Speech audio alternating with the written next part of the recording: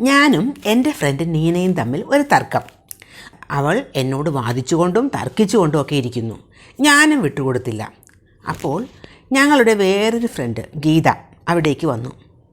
ഗീത എന്നെ ഉപദേശിച്ചു, നീനയോട് ഇങ്ങനെ പറയൂ എന്ന്.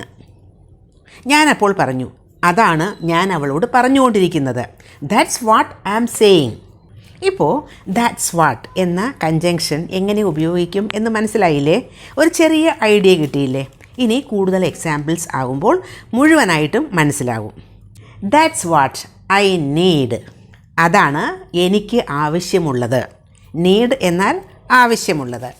That's what I thought. അതാണ് ഞാൻ വിചാരിച്ചത്. തോട്ട് വിചാരിച്ചു. That's what I was saying. അതാണ് ഞാൻ പറഞ്ഞുകൊണ്ടിരുന്നത് വാസ് ആണ് ഉപയോഗിച്ചിരിക്കുന്നത്. That's what he told me.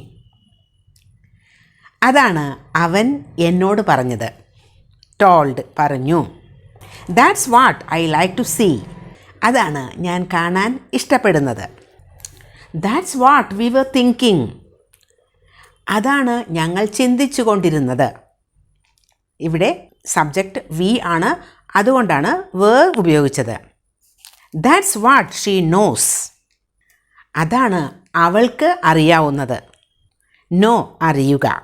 Nose എന്ന് ഉപയോഗിച്ചത് ഷീ സബ്ജക്റ്റ് ആയതുകൊണ്ടാണ്. അപ്പോൾ ദാറ്റ്സ് വാട്ട് എങ്ങനെയാണ് ഉപയോഗിക്കുന്നത് എന്ന് മനസ്സിലായില്ലേ? ഇനിയും ഇത്തരം സെൻറ്റൻസസ് ഉണ്ടാക്കുക സബ്ജക്റ്റ് വേർബ് ഒക്കെ മാറ്റി വെച്ചുകൊണ്ട്.